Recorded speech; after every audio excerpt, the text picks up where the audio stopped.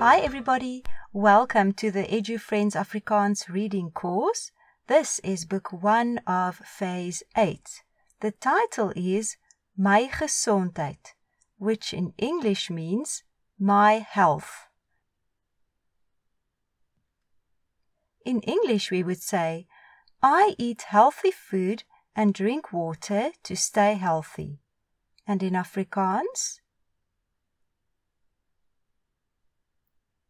Ek eet gesonde kos en drink water om gesond te bly.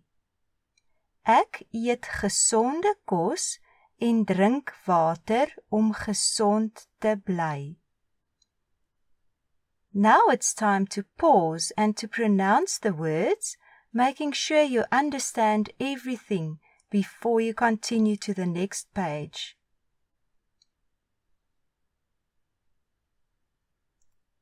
Fruit and vegetables help my body to be healthy. Vrugte en groente help my liggaam om gesond te wees. Vrugte en groente help my liggaam om gesond te wees.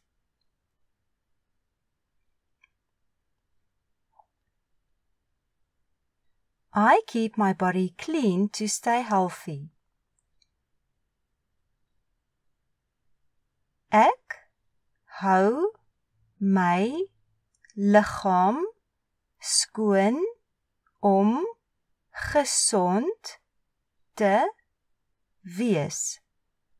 Ek hou my liggaam skoon om gesond te wees.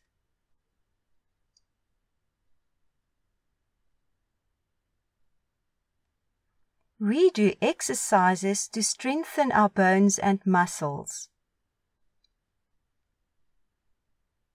Ons doen oefeninge om ons bene en spiere sterk te maak.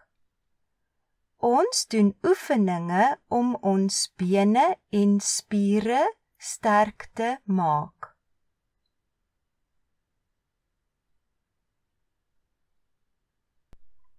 I get enough sleep to let my body rest.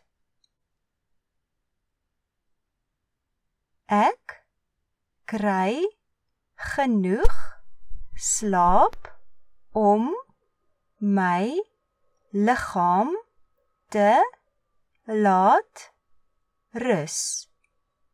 Ek kry genoeg slaap om my liggaam te laat rus.